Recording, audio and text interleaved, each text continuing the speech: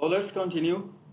چی رو میخواندیم؟ body movement رو میخواندیم، دو joint رو خواندیم، flexion و هم extension. بعدی چی داریم؟ abduction and adduction داریم. پیش از abduction و adduction یک چیزی رو باز براتون یادآور میشیم، چی است؟ مید لاین است. وسط یک لاین چی میکنیم؟ درا میکنیم. طرف مید لاین کدام نزدیک استراکچری چی گفته بودیم؟ میڈیال. اویزش چی گفته بودیم؟ لترال. صحیح است؟ خب abduction چی رو میگه؟ It is movement of a limb away from the midline of the body. For example, spreading of fingers and toes in abduction.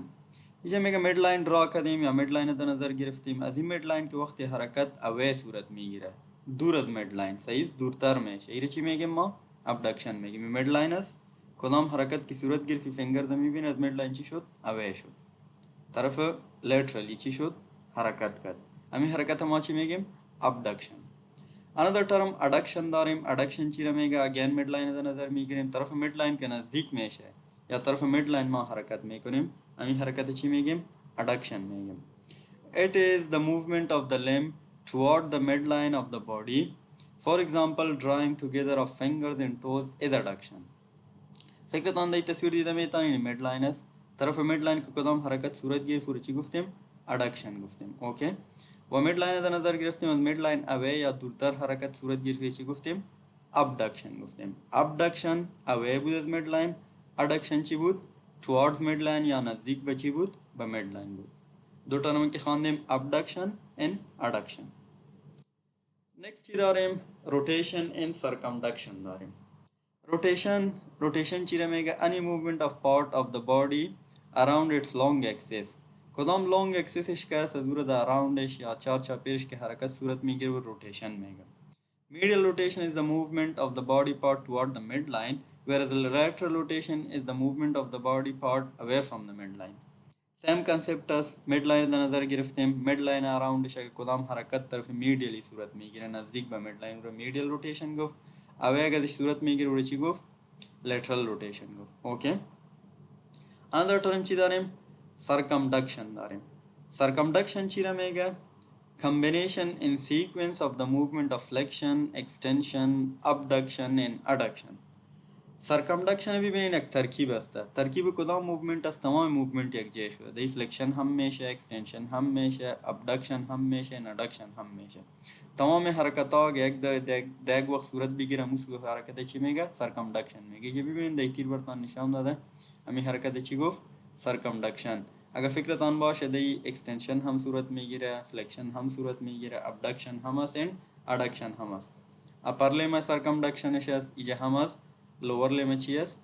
circumduction است. اوکی، next دو حرکاتی که داریم چی نام داره؟ pronation and supination. یک حرکت است که چی میگیم؟ pronation میگیم. pronation چی است؟ medial rotation of the forearm so that the palm of the hand faces posteriorly opposite to the anatomical position. کدام anatomical position که ما داشتیم؟ این anatomical position است، نه نورمال که ما خوانده بودیم. از این حالت که وقتی حرکت صورت میگیره اپوزیت برعکس ازی، او دیگه فکرتان باشه که چی میشه؟ طرف میڈیالی صورت میگیره او پام چی میشه؟ پوستیریرلی میره. اینجا اگه ببینین پام طرف انتیریرلی میره یا هم نورمال اناتومیکال پوزیشن میگیم. اگه پوستیریرلی حرکت بکنه و هم طرف میڈیال حرکت بکنه، این پوزیشن ما چی میگیم؟ حرکت پرونیشن میگیم. یک قسم یاد گرفته میتونین که در اناتومیکال پوزیشن کدام حالتی که صورت سوپینیشن میگیم، اگه اپوزیت یا برعکس کدام حرکت صورت گرفت رو چی گفتیم؟ پرونیشن گفتیم. اگین ببینین supination چی است؟ lateral rotation of the forearm so that the palm of hand faces anteriorly, anatomical position. آسان همی قسم است که کدام حالت anatomical است او چی نام میتیم؟ ما نام میتیم supination. اگر برعکس دو کدام اپوزیت دو حرکت صورت گرفت و شکل زی او چی گفتیم؟ pronation. اوکی، palm اگر anteriorly آمد supination، اگر posteriorly آمد چی شد؟ pronation. normal anatomical position پیش ما چی است؟ supination. اپوزیت یا برعکس کدام حرکت کی صورت گرفت او چی نام دادیم؟ pronation نام دادیم. اوکی، دو ترم supination and pronation. another terms داریم رو میخوانیم protraction, retraction, inversion and eversion. چی است؟ یک حرکتی کی صورت میگیره او را میگه protraction. Protraction چی معنی؟ it is the movement of jaw in forward direction to stick out the chin. کدام جا که ما داریم صحیح است. این جا رو که وقتی حرکت شما میکنیم طرف بیرون یا forward direction همون رو چی میگیم protraction، طرف بیرون صحیح است. forward movement of jaw رو چی نام دادیم؟ protraction نام دادیم. opposite از چی است؟ retraction است. برعکسش it is the movement of the jaw in the backward direction to pull the jaw. جا کی طرف پشت سر حرکت دادیم یا پشت سر backward movement که دوره چی گفتیم؟ retraction گفتیم. اوکی. protraction جا که بود طرف forward و retraction که کدام طرف بود؟ طرف backward بود. دو حرکت ایجا یاد گرفتیم یا دو موومنت که یکیش هم protraction است دومش retraction است. next میبینیم چی داریم؟ inversion and eversion. اینا ببینین داخل میگه صحیح است. it is the movement of the foot toward the median plane so that the sole faces toward medial direction. این میگه کدام موومنت است که فوت کا است صحیح است. this is called foot. این فوت چی میکنه؟ طرف میڈین پلین میره. یا اگه فکرتان باشه یک میڈین پلین ڈرا کرده بودیم صحیح. طرف میڈین پلین چی کرد؟ فوت حرکت کرد یا طرف داخل حرکت کرد. انورژن اگه یک قسم یاد میگیرین انورژن طرف داخل، ایورژن طرف بیرون. دو تعریف برتان گفته طرف مید لاین یا طرف داخل یا طرف مید لاین که حرکت که دوره چی گفتیم؟ یا میڈیال ڈائریکشن انورژن گفتیم. طرف بیرون که آمد دوره چی گفتیم؟ ایورژن گفتیم. it is the movement of the foot away from the median plane so that the sole faces towards lateral direction. एक قسم याद गिरफ्ता में तन तरफ दाखिल इन्वर्जन तरफ بیرون ایورژن یا एक قسم हम याद गिरफ्ता में तन की तरफ मीडियल इन्वर्जन तरफ lateral ایورژن. protraction دیدین فارورد کدام جا که آمد، backward اگر جا را حرکتش بود retraction گفتیم. inversion طرف داخل یا هم طرف medial و هم ایورژن بود که طرف بیرون یا طرف چی laterally حرکت چی گفتیم؟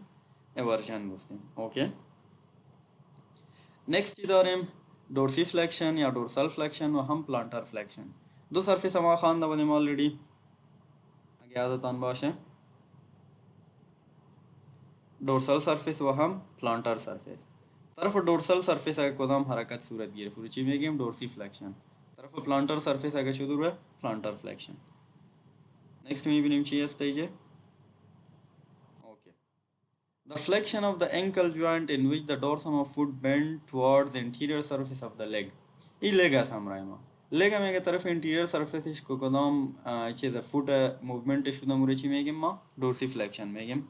آسانش همی ایسی دورسال سرفیس بود طرف دورسال سرفیس کو کدام حرکت صورت گیر کو چی شد؟ دورسی فلکشن. و پایینش هم چی بود؟ پلانتر سرفیس بود. طرف پلانتر سرفیس کو کدام حرکت صورت گیر کو چی گفتیم؟ پلانتر فلکشن گفتیم. پلانتر فلکشن چی گفته؟